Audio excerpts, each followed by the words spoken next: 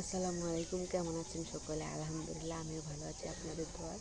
আশা করি আপনারাও ভালো আছেন। অনেকেই কি বলে জানেন? যে যে মেয়ের চামড়া সুন্দর, যে মেয়ে দেখতে সুন্দর, যে মেয়ের চেহারা সুন্দর, সে সুখী হয়। এই কথাটা অবভিয়াসলি ভুল। আমি নিজে প্রমাণ। এই কথাটা অবভিয়াসলি ভুল। একটা মেয়ে সুন্দর হলেই যে সুখী হবে, বিষয়টা তা নয়। একটা মেয়ে কালো হলেই যে অসুখী হবে, বিষয়টা তা নয়।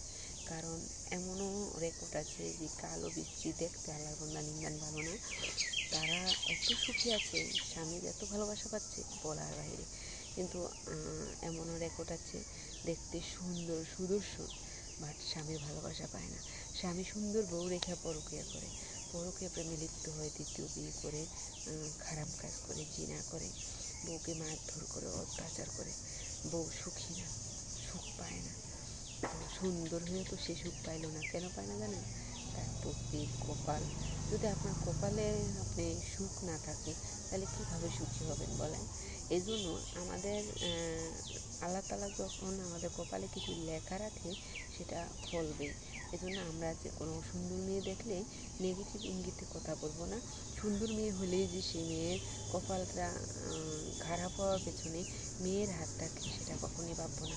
কারণ আজকে আপনি অন্য মেয়ের সম্পর্কে ভাবতেছেন, কালকে আপনার মেয়ের নিয়ে অন্য কেউ ভাববে।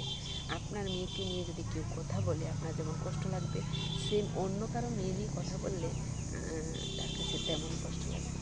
আপনার মা আছে, বোন আছে, পুরুষদের বলছি, আপনার ঘরে মা আছে, বোন আছে, মেয়ে আছে।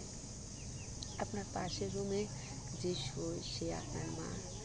আপনার পরে ওই পাশের রুমে যে শোয় সে আপনার বোন।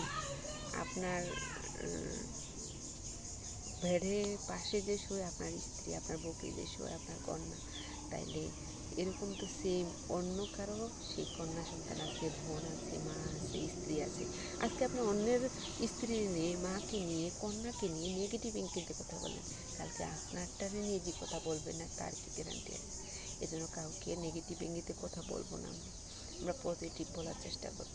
নেগেটিভ কিছু মানুষকে সুখ দেয় না, দুঃখ দেয়, কষ্ট দেয়। নেগেটিভ কিছু বলে কারো মনে আমরা কষ্ট দেব না। হ্যাঁ, অন্যের কষ্টটা নিজে অনুভব করে দেখবেন কতটা কষ্ট হয়। নিজের নিয়ে যখন আপনি বিচার করবেন, তখন বিচার পেয়ে যাবেন। অন্যের উপর বিচার না রেখে নিজের উপরে যখন বিচার রাখবেন, বিচার পেয়ে যাবেন। ঠিক আছে? তো অনেক কথাই বললাম। যদি আমার কথায় ভুল কিছু বলে থাকি, কমেন্টে জানাবেন। আর শুদ্ধ কিছু বললে থাকলে তাও কমেন্টে জানাবেন।